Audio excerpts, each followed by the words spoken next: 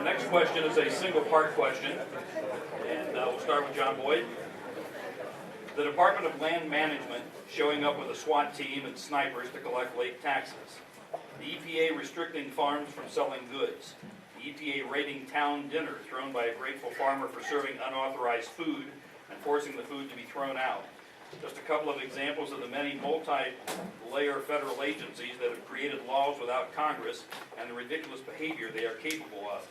What are your views on whether a county sheriff can defend against an ever-intrusive federal government? You have 3 minutes for that one, John. Okay, that's a question that's really important to me because I like to fashion myself as an environmentalist. My wife, my family, we love to travel out west, and I see the abuses that the Bureau of Land Management has perpetuated out west. I see how the IRS is out of control. I see how the EPA is out of control. Some of their edicts, they come in and what they do to these small towns, what the Bureau of Land Management has done to some of the ranchers, they're absolutely out of control. They make up their own rules as they go along. I wouldn't be a party to that. I cringe when I see what's going on out west with the Bureau of Land Management, in particular what happened out in Nevada and Utah recently. I would not be a party to it. I wouldn't support it. I wouldn't send my troops out there to be a part of that, to get involved in that. In fact, I would do everything I could to dissuade the federal government from coming in. But I will tell you this, in defense of the federal government, we have an excellent working relationship here in Northwest Indiana. I don't see any abuses here in Northwest Indiana. I've not been witness to it. And whenever we call them for resources, technology, manpower, they've always been Johnny on the spot, and they've been great. And there have been a lot of things we haven't been able to do without their assistance. But if I see something that's wrong, I'm going to stand up and tell them that I don't agree with it, and we're not going to be a party to it. We're not going to get our people involved. I like what happened out west where the local sheriffs got together and encouraged them to pack their bags and move along. And it's unfortunate the sheriff had to be the mediator in that situation, but who helped to resolve it all? It was the local sheriff. Why? Because the sheriff was respected, and he was a well-known member of the community, and he treated his community as though they were important, and he valued their input, he valued their citizenry, and he's almost like family out there. And I think that that's something that we need to return to here in LaPorte County as well.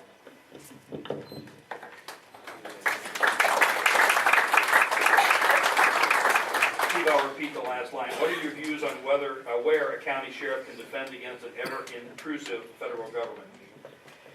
Well, as John said, cooperation with them is a beneficial thing because there's a lot of resources there that we can draw on and get help with certain things.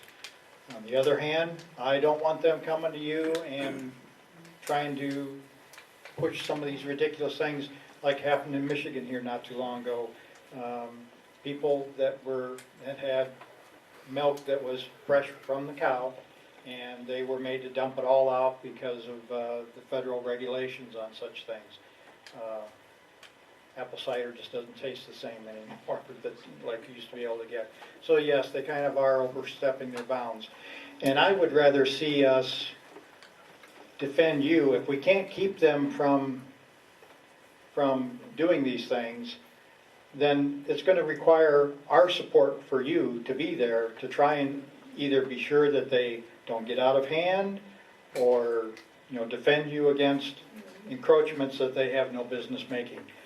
But this administrative law stuff that's been around for many years now, the sheriff can't change any of that.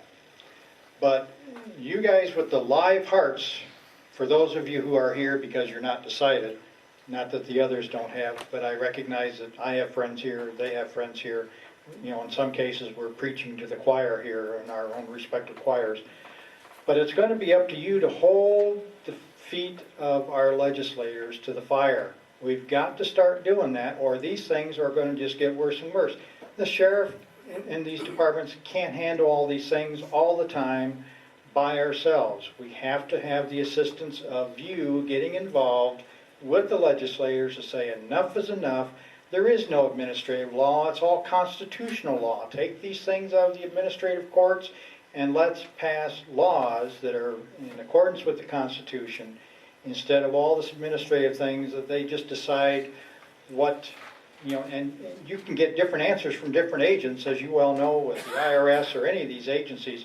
you won't get the same two answers if you talk to two different people with the same situation. So yes, we can be a resource, but it is good to know that they're planning something. So we don't want to thoroughly upset the apple cart here in cooperation with them, because that's good information to have. But if we get too abusive and stand against them, that may not give us the opportunity as a law enforcement body to know what's coming down the pike. So there's going to be a real balance there. Yes, the Constitution needs to be defended, but yes, we need to be able to do our jobs to protect you by having this information that something is coming. Al, the last part of the question is, what are your views on where a county sheriff can defend against an ever-intrusive federal government? I kind of touched on this already in my opening statement. My campaign is about working with the agencies that are out there. We're all here, we are all citizens, and we all need to work together to make it a better place, in general speaking. I have my place on earth. I know I have my profession that I've chosen. And, you know, you come to the different forums and you get asked different questions. And my biggest concern about that is that we get off base. And I respect the question, but my personal opinion about having everybody here is talking about LaPorte County. What is important in LaPorte County right now? Each day when I work midnight shift, I go to calls where domestic violence is it's every day, every shift. Child abuse, substance abuse. I know we've talked about heroin, the heroin epidemic. It's a substance abuse. Alcoholism. We have people here that are fighting against that every day. These are things that are important issues for LaPorte County, and that's really what I want to focus on.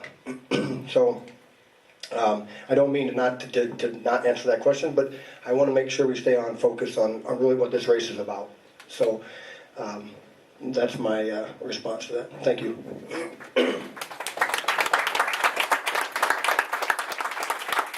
John, you need another 60 seconds. Steve? I'd like to make one other comment.